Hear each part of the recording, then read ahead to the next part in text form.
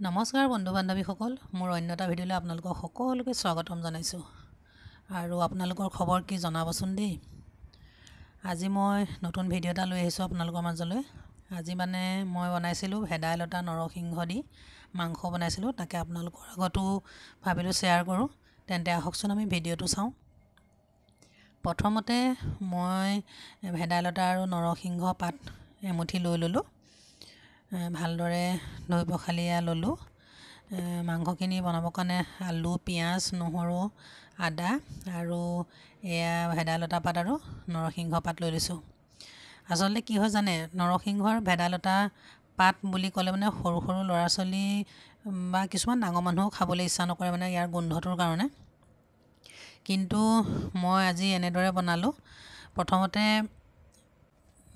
পাতখিনি মই ভালদৰে এনেদৰে ধুই মেলি মিক্সিত পাতখিনি ছিঙি ল'লোঁ। আৰু মোৰ বেটাইও খাব মন নকৰে গোন্ধটোৰ কাৰণে।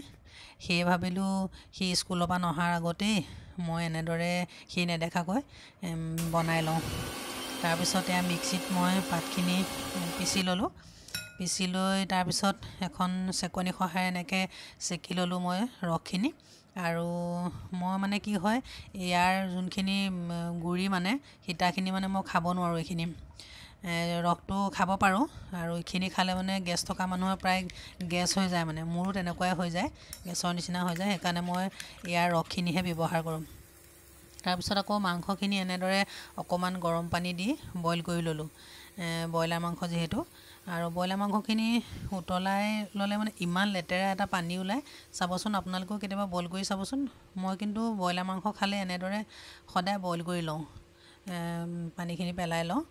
ইমান লেতেৰা ওলায় নহয়নে বাৰু? আপোনালোকেও তেনেকৈ কৰিবচোন, বইল কৰি পানীটো পেলাই ল'ব। তাৰপিছত এইফালে কেৰাহী গৰম হ'ল। কেৰাহীত তেনেকৈ তেল দি ল'লোঁ। তেল দিয়াৰ পিছত এয়া আদা, নহৰু, জলকীয়া আৰু পিঁয়াজ দি এনেকৈ এইখিনি পেষ্ট বনাই লৈছিলোঁ। সেইখিনি মই এনেদৰে পেষ্টখিনি ইয়াত দি ল'লোঁ। তেজপাতো দি ল'লোঁ।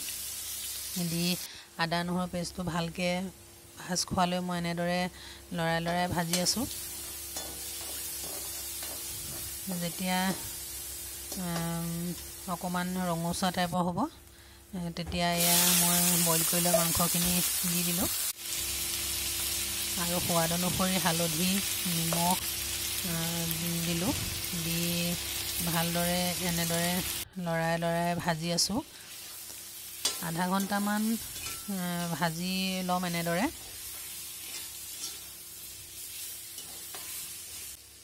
লৰাই লৰাই ভাজি আছোঁ। তাৰপিছত আলু দি দিলোঁ। আলু দিয়াৰ পিছতো আকৌ আলুখিনি সিজিবৰ কাৰণে আকৌ 5-10 মিনিটমান এনেদৰে ভাজি থাকিম। তাৰপিছত ঢাকনা লগাই দিছোঁ। আপোনালোকেও এনেদৰে দি খাই চাবচোন, নৰসিংহ আৰু ভেদাইলতা পাত। আৰু ল'ৰা ছোৱালীয়ে আপোনালোকৰ খাবলৈ ইচ্ছা নকৰিলেও এনেদৰে বনাই খুৱাবচোন, সিহঁতি গমেই নাপাব। আৰু খায়ো বহুত টেষ্টি লাগে, আৰু স্বাস্থ্যৰ কাৰণেও ভাল দিয়কচোন।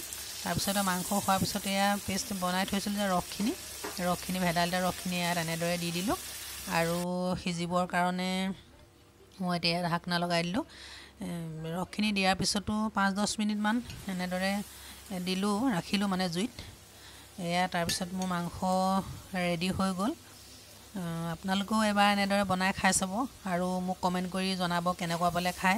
মোৰ কিন্তু বহুত ভাল লাগে খাই। আৰু মোৰ বেটাইও কিন্তু গমেই নাপালে, স্কুলৰ পৰা আহি সিও এনেদৰে ভাত খাই দিলে। সুধিছিলে, মা তুমি কি বনাইছা বুলি।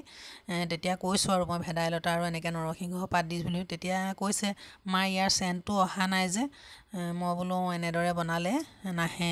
গতিকে আপোনালোকেও এনেদৰে এদিন বনাই খাই চাব দেই, আৰু মোক জনাবলৈ নাপাহৰিব।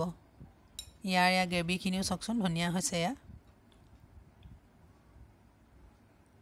তেন্তে আকৌ এটি নতুন ভিডিঅ'ৰ সৈতে আপোনালোকক লগ পাম। Bye bye.